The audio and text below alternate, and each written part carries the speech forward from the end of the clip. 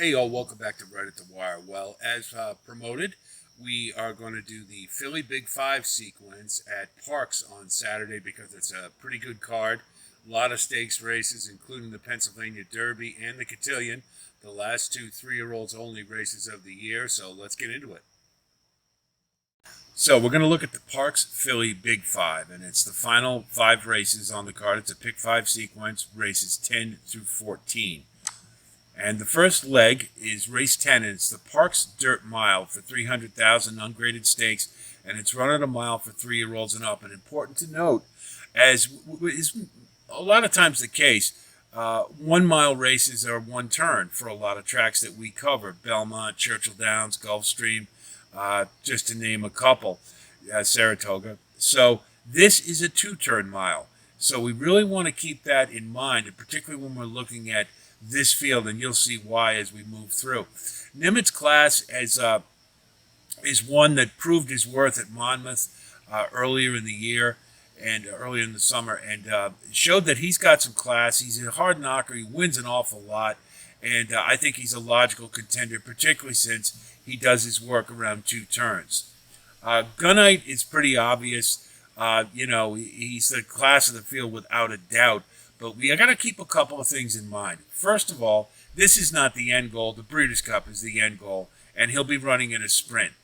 And 2 turns is not something this horse does a lot of. Now, he can get the mile distance around 1 turn, but he's not nearly as effective as he is running 1 turn in sprints.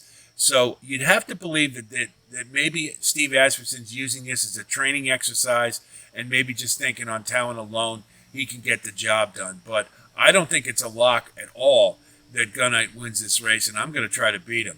The horse I think is most logical might be Wayland Springs.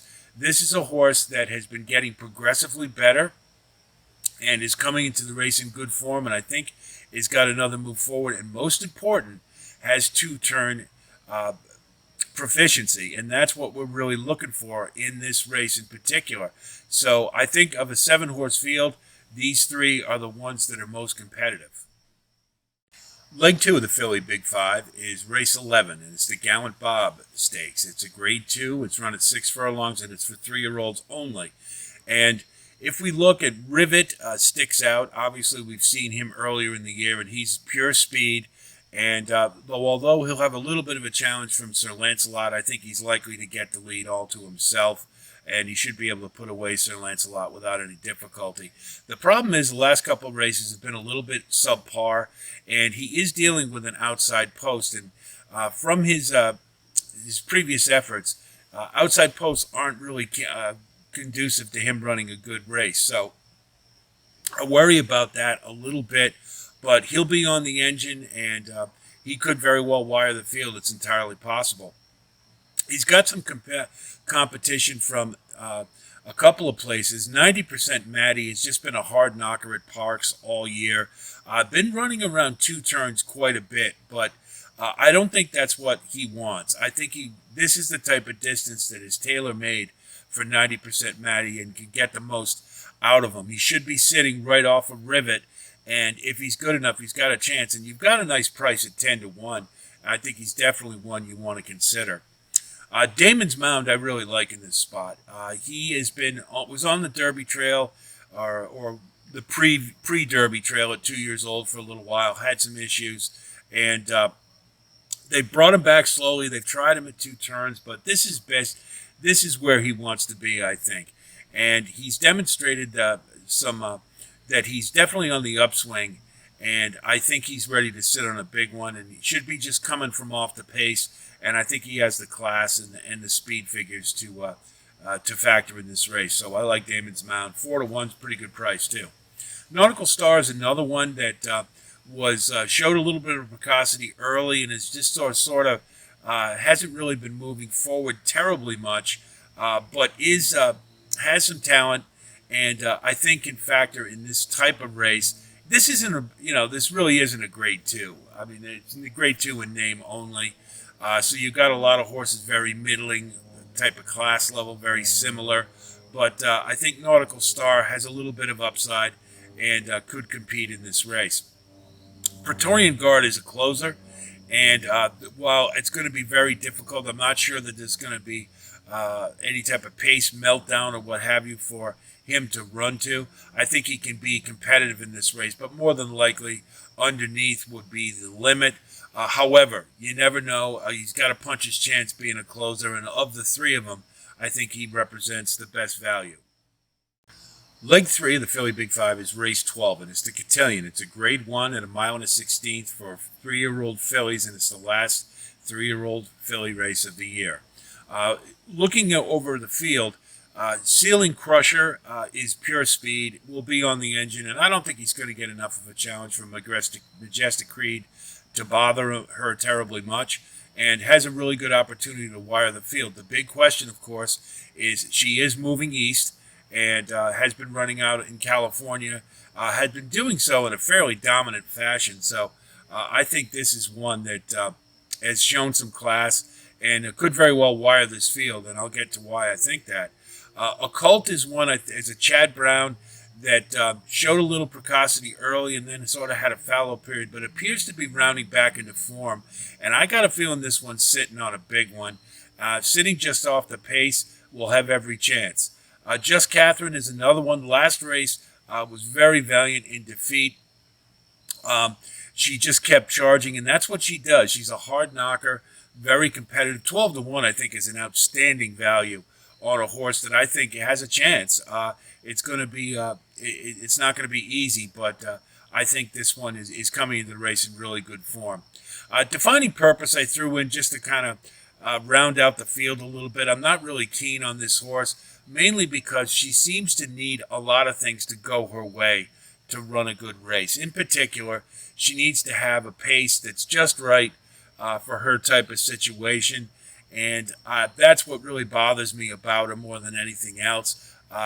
She's kind of hard to trust as well, and in this field, I mean, she can, she has some class and can factor, I suppose, but I'm really not liking her to win. I think underneath, if anything, is more likely. And then, of course, we come to Pretty Mischievous and going for yet another grade 1 this year. She's done it short. She's done it long. She's pretty damn classy. Here's the thing, though. This isn't the end game. The Breeders' Cup is the end game. So this could very well, albeit while it's a grade 1, it could very well be a prep. And I'm not sure that she's going to be tuned up all the way for this. Now, it is a little bit of time between now and the Breeders' Cup, so you could argue to the contrary, and I wouldn't disagree with you necessarily. But I'm just not sure they want to tune her up all the way prior to the race that she really wants to win, the Distaff. So while I think Pretty Mischievous certainly has every chance in this race, the one thing going against her a little bit is while she's not a closer, she is going to be kind of at the back because that's the way she runs, and that's going to give Ceiling Crusher a really big advantage in this race. So I think Pretty Mischievous certainly you have to use, obvious win candidate, but I don't think it's cast in stone. Leg 4 is the big one. Race 13 is the Pennsylvania Derby. It's a grade 1 run at a mile and an eighth for 3-year-olds only, and it's the last 3-year-old only race of the year. Now, if we look at this field, Saudi Crown, to me, everything in this race sets up for Saudi Crown to wire this field. He's coming into the race in good form. He's had plenty of time off since the Jim Dandy to be freshened up. And he should get on the lead, I think, uncontested. And then it's just a question if he's good enough, and I think he is. And so I really like Saudi Crown in this spot. Il Miracolo, those of you who have been with me all this time know this is a horse I have great disdain for, or I have.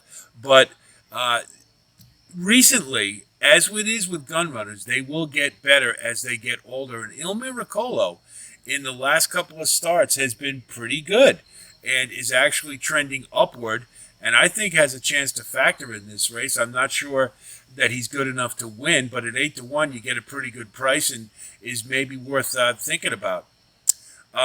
From after you get past the early speed, then you're really looking at a lot of grinders, and horses that were gonna. They're just kind of wear you down like Magic Tap. That's what he does. He's just slow or just steady. and he just keeps coming, doesn't stop. And I'm not sure that this is the greatest scenario for him because of Saudi Crown.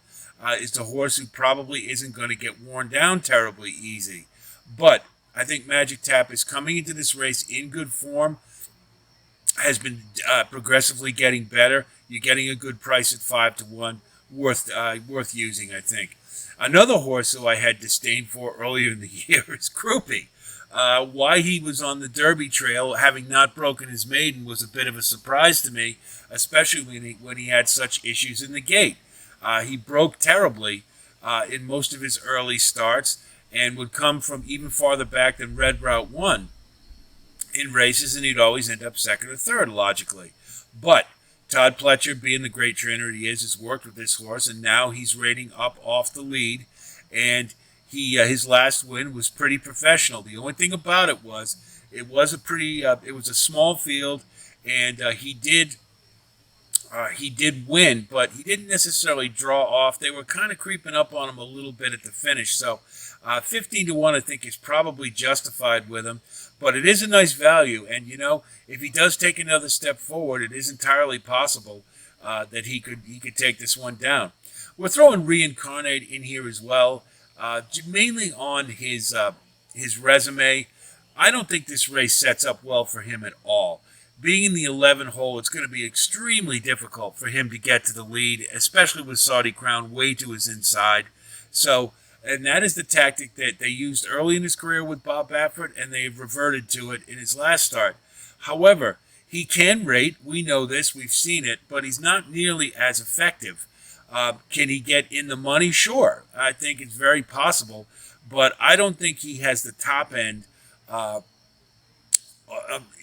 the ability to hustle up and then sustain a pace that would get him to wire this field. So either way, I think he's at a disadvantage. And note that he had Johnny V all this time, and obviously Juan Hernandez is no downgrade for sure. But I just think it's interesting that Johnny V hopped off him in this race. So I think this is Saudi Crown's race to lose. The final leg of the Philly Big Five is the 14th race, and it's an optional claimer for $16,000. Non-winners at 2 lifetime, 6 furlongs for 3-year-olds and up fillies and mares. And I got to tell you, this one is a definite spread race. It is wide open. There's very little pace in a 6-furlong race. That's highly unusual. Practicality is probably going to be the lone speed, and being the lone speed, it's entirely possible it could get on the engine and be gone. There are some competitors who will be breathing down her neck, but it's certainly possible. At 15-1, you're getting a pretty good price. Comedy Act is likely going to be the favorite, being trained by Jamie Ness, and deservedly so. This horse fits within class and is coming to the race in good form, so very logical. Fine Whining and Wicked Sight are both horses that are moving upwards. Wicked Sight is lightly raced, but is moving in the right direction, I think.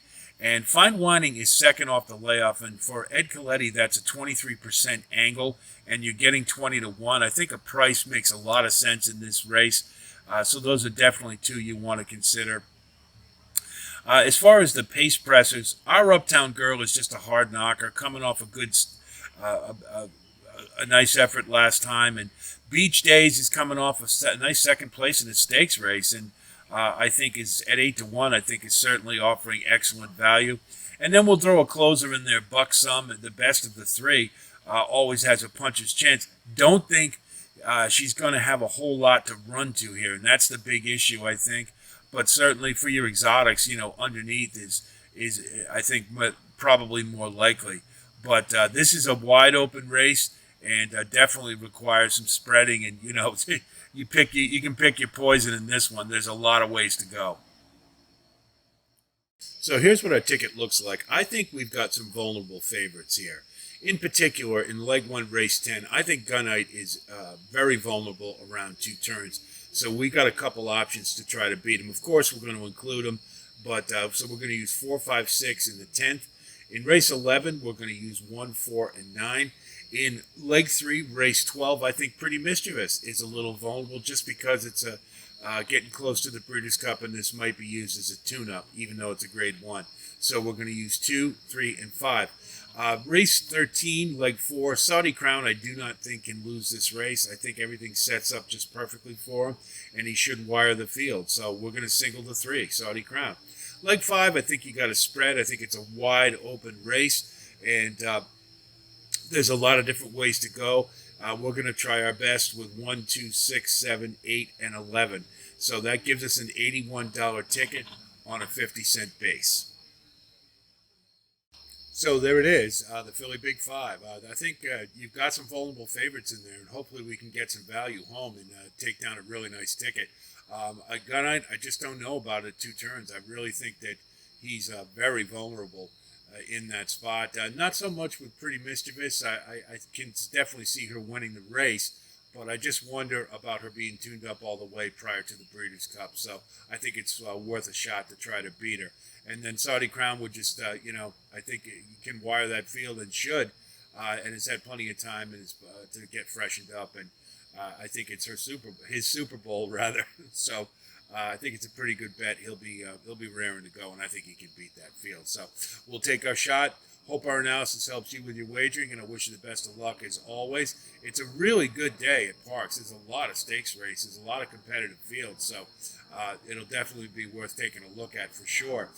If you do like the content you get here, of course, please like and subscribe, and we do thank you for your support, and you newcomers in particular. Thanks so much for your comments, as always. Love to hear from you guys, and we'll continue on with our postings as the big events become apparent, and we're going to continue with our Breeders' Cup series, noting leading up to the Classic, evaluating what the prospects look like at this point prior to the Breeders' Cup.